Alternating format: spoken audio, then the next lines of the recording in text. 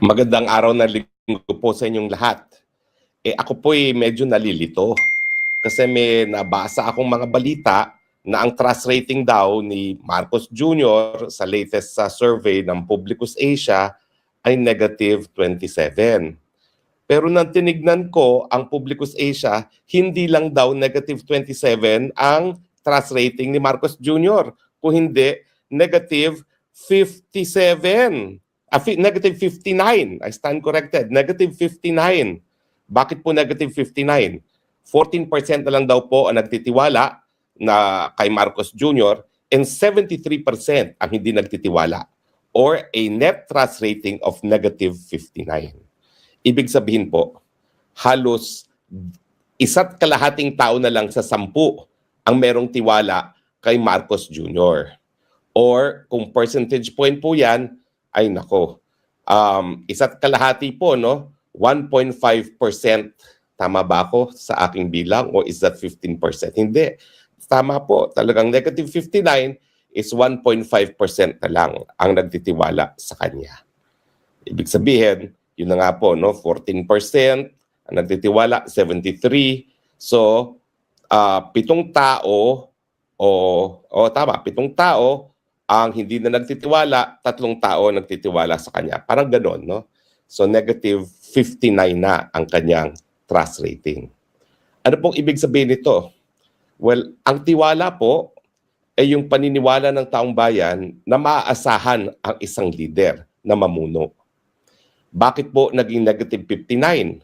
Hindi ko po alam kung si GMA at the height of Hello Garci ay umabot sa negative 59.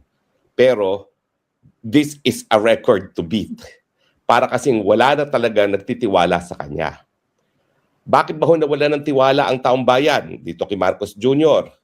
Well, uda-uda po kasi nga doon sa pagiging addict. Hindi niyo po masisisi ang ating mga kababayan na mawalan tiwala sa isang addict. Of course, wala pa siyang sinasabi sa paratang na siya ay addict. Ang sabi lang niya, I will not dignify that with a response nung siya tinanong ng media nung lumabas yung pulboronic video ni Maharlika. Nung nagsalita ang kanyang sariling kapatid na si Manang Amy Marcos, wala rin siyang sinabi. So anong iisipin ng taong bayan? Mga paratang, may isang video na sinasabing AI, na meron namang expert na sasabing hindi AI, at ang sariling kapatid na nagsasabi na bata pa yung Marcos Jr. na yan ay addict na. At dahil wala siyang pagtanggi sa paratang, at nandyan pa nga yung Rolling Stone article na nung siya'y nag-aaral sa Oxford, siya'y tagabili ng kilong-kilo ng cocaine para sa kanyang mga barkada, siyempre, ang namuong pag-iisip ng taong bayan, addict si Marcos Jr. Kaya nga, doon sa huling salita ng kanyang kapatid, tinawag na talaga ng kanyang kapatid, si Amy Marcos, na bangag ang gobyernong ito.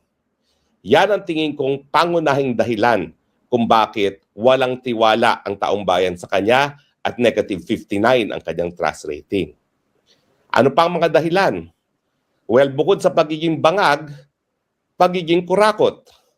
Alam naman natin na sa kasaysayan ng mga leader sa daigdig, ang kanyang ama ay binansagan ng Guinness Book of World Record na pinakakurap sa buong daigdig.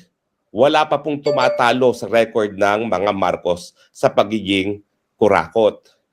At ngayon, bagamat sinasabi niya sa taong bayan, ako lang ang naghabol sa mga kurakot sa flood control scam, ang katunayan po, si Zaldico, na isang kapanipaniwala namang tao dahil siya ay naging pinuno ng Committee on Appropriations, ang siyang nagsabi na noong 2025, 100 billion ang in-insert ni Marcos Jr. at sa 100 billion, 25% o 25 billion ang kanyang binigay kay Marcos Jr. mismo.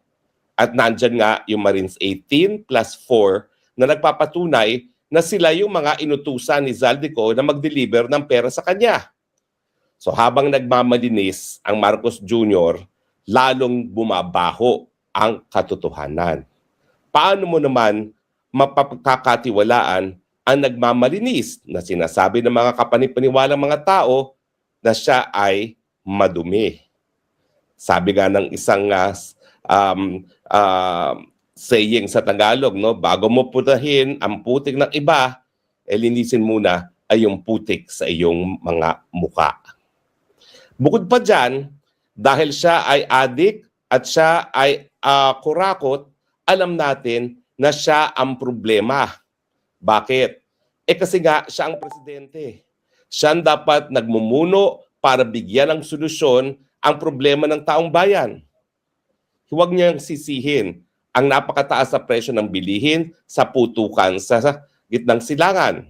Bagamat yan talaga ay naging dahilan para mas maging mataas pa ang presyo ng bilihin sa Pilipinas, wala pang putukan. Alam natin, champion ng Philippines pagdating sa presyo ng mga bilihin. Presyo ng gasolina, presyo ng bigas, presyo ng kuryente. Wala pong tatalo sa Pilipinas. Nagtataka pa ba kayo kung bakit walang tiwala kay Marcos Jr.? Pero bukod pa po dyan, ang pinakaimportanteng katotohanan na patuloy pong lumolobo ang hanay ng mga nagugutom.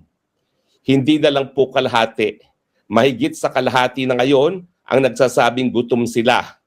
At sa mga susunod na mga surveys, hindi po ako magtataka kung magiging 60% na yung nagsasabing gutom sa kanila dahil patuloy nga pong tumataas ang presyo ng bilihin, patuloy pong pumapalpak ang ating ekonomiya, patuloy pong nawawalan ng balur ang piso, ibig sabihin patuloy pong lalo pang tataas ang presyo ng bilihin.